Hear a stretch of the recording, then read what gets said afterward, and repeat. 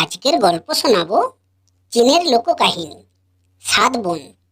তো চলুন গল্পটা শুরু করা যাক। দুনিয়ার যত সব দেশ আছে, চীন হলো আয়তনের দিক থেকে তাদের মধ্যে অন্যতম বড় দেশ। আবার সবচেয়ে বেশি লোক বাস করে এই দেশে। চীন দেশের লোককাহিনীগুলো খুব সুন্দর। এ দেশে রয়েছে নানা ক্ষুদ্র ক্ষুদ্র জাতি, প্রায় সব জাতিরই রয়েছে নানা রকম লোককাহিনী।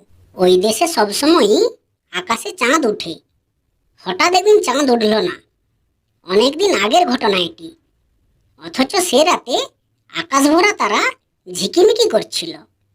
আহার জোগাড় করতে সাতটা নেগড়ে বাঘ নিজেদের আকার বদলে সাতজন যুবকের রূপ ধরে পাহাড়ের নিচে নেমে গেল। অল্প দূরেই একটি বাড়িতে থাকতো সাতটি কুমারী মেয়ে।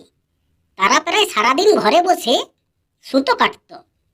তাদের বাড়ির দরজার এক ফুটো দিয়ে সাতটি নেকড়ে সাত বোনকে দেখল। ভেতরে ঢুকে মেয়ে কোটাকে খেয়ে ফেলার জন্য নেকড়ে বাঘগুলো দরজায় ঘা দিতে লাগলো। দরজার সেই ফুটো দিয়েই সাত বোন বাইরে সাতজন অচেনা যুবককে দেখে অবাক হয়ে গেল। দরজা খোলার সাহস পেল না।